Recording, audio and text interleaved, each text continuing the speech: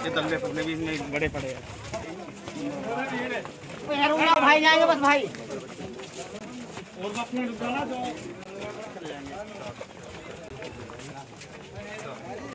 आगे किसी को मत जानते हो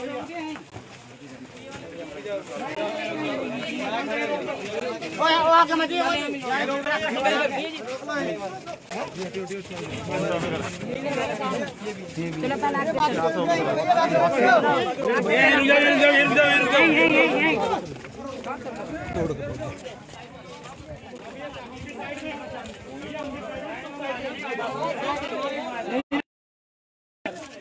कोई अंदर नहीं जाएगा।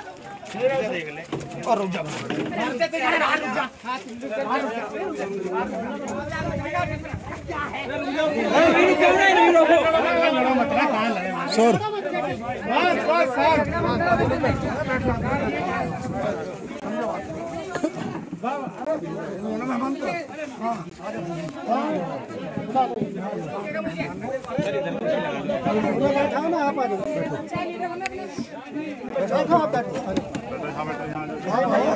इसका भी आप कैसे करोगे?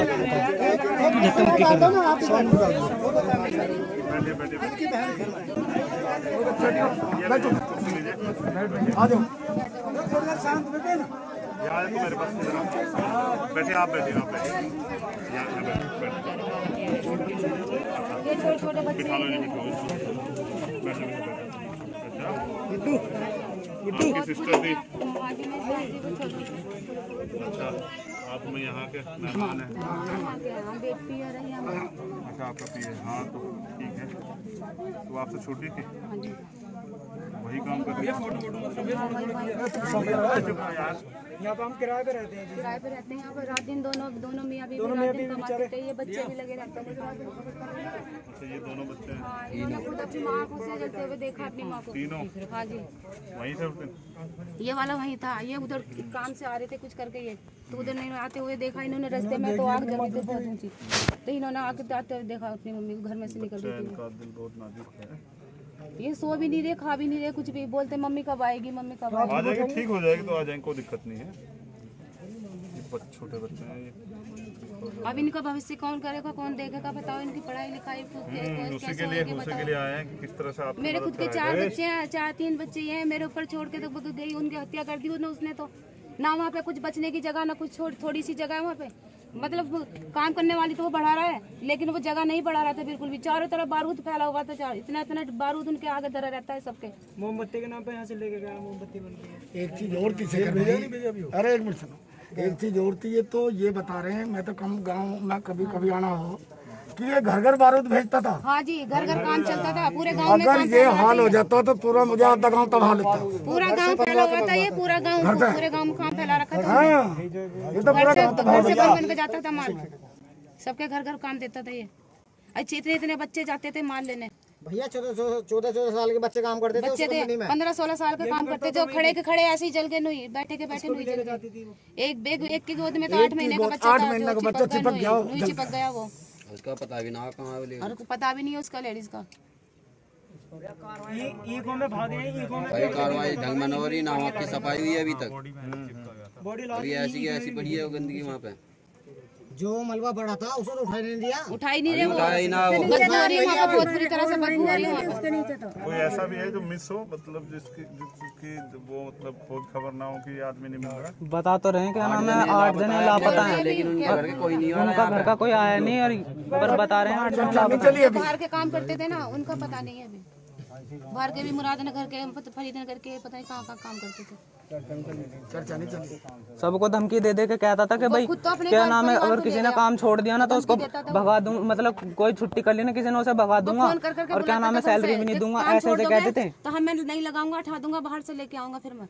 इसकी माँ बीमार थी ग्लूकोज चढ़वा कर फिर वो काम पे गई नो कह दिया अगर छुट्टी करोगे तो मैं हटा दूंगा परमानेंट इसलिए उसे जाना पड़ा फिर मैं। ठीक है किसी ने भी ध्यान नहीं दिया उसे काम पे बड़े लोग थे प्रधान ने तो आज तक हमारे यहाँ पे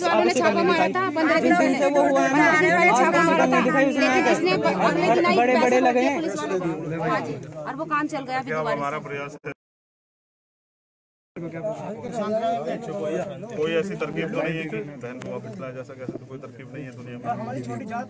हम छोटी जात वाले कौन तो कहता है छोटी जात वाले? प्रधान तो यहाँ का जाटों ने तो कह दी जो करना हो वो कर लो। कौन कह रही है? जाट खड़ा, ये तो हमारे साथ खड़ा। कौन कह रहा है जाटों ने कह दिया और उसने कह दिया? यहाँ तो उस दिन तो बड़ा हंगामा हुआ था। मेरी बात सुनो, पहली बात तो ये है, वो चाहे किसी भी फन्ने खा का बेटा हो या कहीं किसी भी उसका मालिक हो, उसे बचा तो कोई नहीं सकता। उस पे तो उसका तो जीवन जो है ऐसा अगर कर देंगे। कभी वो आ भी गया ना, कभी मान लो कभी आ भी गया तो गांव वाले छोड़ेंगे नहीं, हमसे नहीं छोड़ेंगे। मैं क्या कह रहा हूँ, देखिए आप तो सीधे सच्चे लोग हैं, आप तो किसी से जानना लेते हैं, आप तो अपना काम करते हैं, दो रोटी के लिए जो है रोजगार के लिए इधर उधर जाते हैं। आप ये भी नहीं देखते कि कहाँ आपकी जान खतरे में है, सब चीज़ें।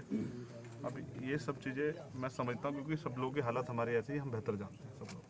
अब हमारा प्रयास ये रहेगा, एक तो इन बच्चों का जीवन सवरे, उनके लिए इनको न्याय मिले, इसलिए उनको जो मुआवजे की राशि बढ़ाई जाए, इस पर हम प्रशासन से बात करेंगे। दूसरा, सख्त कार्रवाई और भी जहाँ सब चीज़ें चल रही हैं, जहाँ नाबालिग बच्चों से काम कराया जा रहा है या जहाँ पर जो है इस तरह से शोषण किया जा रहा है, वहाँ ये सब चीज़ें रोकी जाए कि किसी और इनकी मम्मी जैसी बहन के साथ। और वो चेक देगे थे, वो भी गलत है, उसमें भी नाम गलत लिखा। 4 लाख रुपए का चेक देगा, पता नहीं किसने नाम गलत लिखवा दिया, वो ठीक हो जाएगा। शेखर भैया, वो सब 2 लाख रुपए की मुआवजे की बात रखी थी, हमारे लोग तब लौटे, गाड़ी आगे तब 4 लाख रुपए घंटों बाद सब लेटे थे वहाँ पे। मैं कह रहा हूँ 4 लाख रुपए में एक बच्चे की 4 लाख में पढ़ाई कुछ भी नहीं होता है, बच्चे की पढ़ाई भी नहीं हम तो होती है। बेहतर जानते सारे उसमें। अगर एक बच्चे को सही तरह पढ़ाना चाहे तो 4 लाख रुपए में नहीं होता। उसकी मम्मी ये चाहती थी कि लड़का डॉक्टर बने, 4 लाख रुपए में अब पढ़ाई करके डॉक्टर बन जाएगा। नहीं बन सकता है, तो हम सरकार से प्रयास करेंगे कि एक उचित मुआवजा जो है, हमने तो मांग रखी है 20 लाख रुपए सरकारी मुआवजे की और एक नौकरी की पीड़ित परिवार में, ठीक है, हम उस पर भी प्रयास करेंगे और हमारा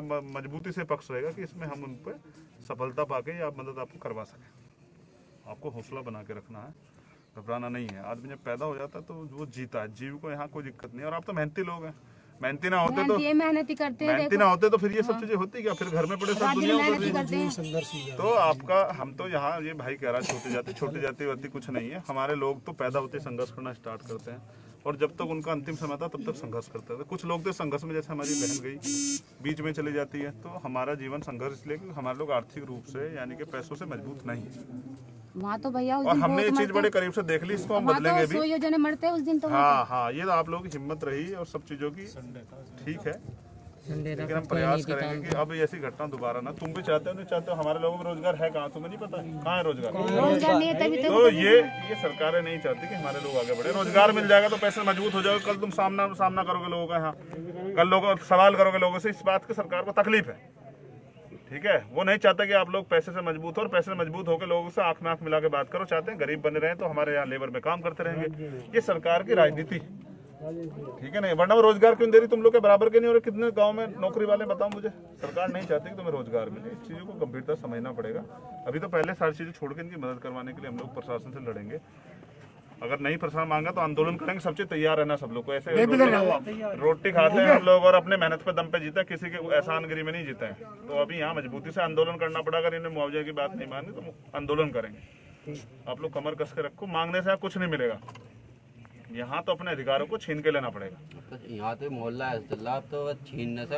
हाँ ठीक है, अब तुम थोड़ा सा रखो, हमें थोड़ा सा काम करने दो। अब हम आगे, हम सब चीजों पे आज फोकस करके सबका नोट बना के मांगने से रोटी मिला, छीनने से मिलेगा सब कुछ। ठीक है, अगर इनका अधिकार छीन लोगे। अब आप चिंता मत करो, थोड़ा सा हमें काम करने दो। आज हम सब लोगों से पहले मिलने, सबकी परेशानियों को जान के फिर वो डीएम को अवगत करा, क्योंकि जो लोग अस्पताल में भी हैं उनका इलाज भी सही तरह नहीं हो रहा उनका इलाज, और उनसे पैसे भी जो है लिए जा रहे हैं। जैसे मुझे पीछे से पता लगा तो पैसे भी नहीं दे दूंगा। इधर वो चमारी मरी थी ना उधर, उससे पैसे मांग कर उसकी बॉडी भी नहीं दे रहे थे अस्पताल वाले। अब सब चीजें करेंगे, कोई दिक्कत नहीं। पहले पैसे जमा करो, यहाँ पे जब मिलेगी हम आप सब उसमें बात करेंगे। किसी को परेशान नहीं होने देंगे।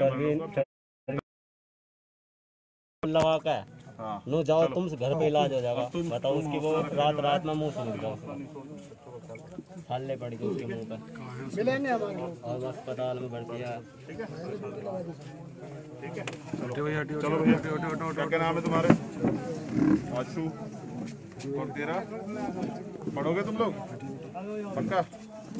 चलो इनके नाम जरा नोट करो बच्चे के, तीनों बच्चों को नोट करवाना, अगर पढ़ना चाहते हैं तो। नेशनल दस्तक की आपसे गुजारिश है कि अगर इसको बचाना चाहते हैं तो नेशनल दस्तक को सब्सक्राइब करने के लिए रेड कलर के सब्सक्राइब बटन को दबाएं, फिर बेल आइकन की घंटी दबाएं। नेशनल दस्तक को बचाने के लिए बहुत जरूरी है कि हर खबर को शेयर करें, लाइक करें, कमेंट जरूर करें।